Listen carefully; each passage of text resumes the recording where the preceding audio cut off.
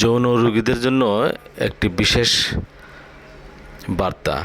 সেটা হলো যে আপনারা যারা যৌন সমস্যায় ভুগছেন, আপনাদের দুর্বলতাকে পুঁজি করে অনেক কবিরাজ আপনাদের এই দুর্বলতার কারণে বিভিন্ন রকম প্রলোভন দেখিয়ে চিকিৎসা দিচ্ছে।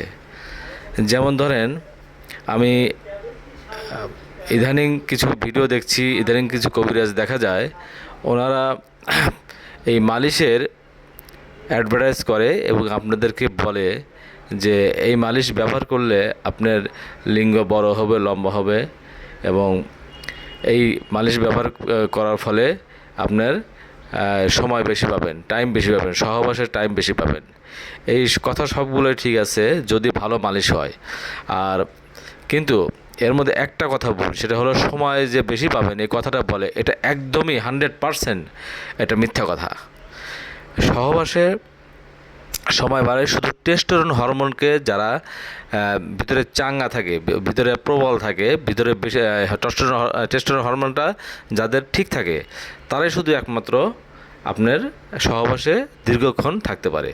এবং এটা কিভাবে বৃদ্ধি পায় টেস্টোস্টেরন হরমোনটা, সেটা হলো আপনার বিভিন্ন খাবার আছে, বিভিন্ন হালুয়া জাতীয়, আমরা যেটা দিয়ে থাকি হালুয়া জাতীয় ওষুধ থাকে, এগুলো দিয়ে টেস্টোস্টেরন হরমোনকে বৃদ্ধি করা হয়।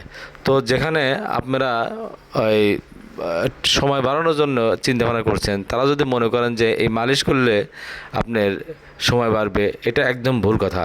কারণ আপনার পেটে খিদে লাগছে, কিন্তু আপনি যদি খাবার যদি আপনি পেটের উপরে মালিশ করেন, আপনার পেট কিন্তু ভরবে না। অথবা আপনাকে কী করতে হবে, আপনাকে খেতে হবে। তো অনুরূপ যে কবিরাজগুলো বলছে যে মালিশ করলে আপনার টাইম বাড়বে, এটা একদম ভুল কথা। আপনি মালিশ করলে আপনার লিঙ্গের যে কোনো সমস্যার সমাধান হতে পারে যদি সঠিকভাবে মালিশ করতে পারেন। আর যদি আপনি টাইম বাড়াতে চান তাহলে অবশ্যই আপনি খাবারের মতো কিছু ওষুধ, হালুয়া হোক যাই হোক, এগুলো আপনাকে খেতে হবে, যেটা আমরা দিয়ে থাকি। ইনশাল্লাহ আমার কথা আপনি বুঝতে পেরেছেন। ধন্যবাদ।